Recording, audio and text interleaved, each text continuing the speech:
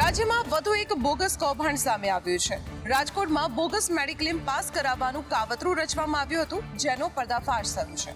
રાજકોટના ગાંધીગ્રામ વિસ્તારની સમર્પણ હોસ્પિટલનું કૌભાંડ સામે આવ્યું છે। 40 લાખ રૂપિયાનું બોગસ ક્લેમ પકવવા માટે કારસ્તાન કરવામાં આવ્યું હતું।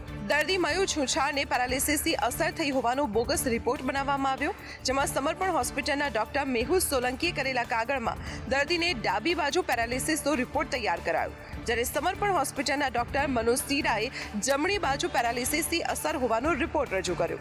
બે અલગ અલગ કન્સલ્ટેશનના કાગળો રજૂ થતા કૌભાંડનો પર્દાફાશ થઈ ગયો। સમર્પણ હોસ્પિટલનો કર્મચારી અંકિત કાથરાણી મુખ્ય સૂત્રધાર હોવાનું સામે આવ્યું છે। હાલ 3 લોકો સામે ફરિયાદ નોંધી આગળની કાયદેસરની કાર્યવાહી હાથ ધરાઈ છે। ભાવનગરમાં બેફામ બનેલા અસામાજિક તત્વો પર તંત્રએ તવાઈ બોલાવી છે। મહાનગરપાલિકાનું બુલડોઝર 5 લુખ્ખાઓના ઘર પર ફરી વળ્યું છે।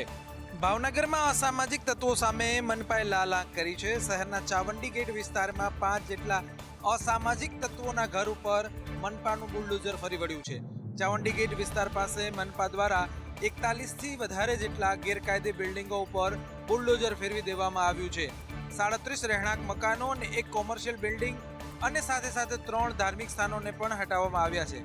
5 જેટલા અસામાજિક તત્વોએ કરેલા ગેરકાયદેસર બાંધકામ જેને દૂર કરી દેવામાં આવ્યા છે। મનપાની દબાણ હટાવો ટીમ અને ટીપી તેમજ પોલીસ કાફલો અને ફાયરનો સ્ટાફ સાથે રાખી કામગીરી કરવામાં આવી હતી। ભાવનગરમાં હવે આવારા તત્વો કાયદાનું પાલન નહીં કરે તો તંત્ર તેને પાઠ નિશ્ચિતપણે ભજવશે। હવામાન નિષ્ણાંત અંબાલાલ પટેલે હવે રાજકીય આગાહી કરી છે। કહ્યું છે કે દેશ અને દુનિયાની અંદર આસુરી તત્વોનો ઉદય થશે। હવામાન નિષ્ણાંત અંબાલાલ પટેલે અત્યાર સુધી તો વાતાવરણને લઈને આગાહી કરી, પરંતુ હવે આગાહી રાજકારણને લઈને કરી રહ્યા છે। અંબાલાલ પટેલે કહ્યું કે 29 માર્ચથી પંચગ્રહી યોગ શરૂ થયો છે, જેના કારણે દેશ અને દુનિયામાં આસુરી તત્વોનો ઉદય થશે। ગુજરાત અને કેન્દ્રના રાજકારણમાં પણ તેની અસર જોવા મળશે। 29 માર્ચથી પંચગ્રહી યોગ વધુ છે, જેની અસર છે 19 મે પહેલાં થવાની શક્યતા રહે છે। આસુરી સંપત્તિનો ઉદય થવાની શક્યતા રહે છે। આસુરી સંપત્તિનો ઉદય થઈ રહ્યો છે, જેના કારણે રાજ્યની બાબતો જોવા જઈએ તો સામુદ્રિક વિસ્તાર, બલુચિસ્તાન ડુંગરના હારમાળા અને પાકિસ્તાનના સરહદો સાચવવી છે। ગુજરાત સરકારમાં પણ લગભગ મેના અંત પહેલાં કંઈક અવનવું બનવાની સંભાવના નકારી શકાય તેમ નથી।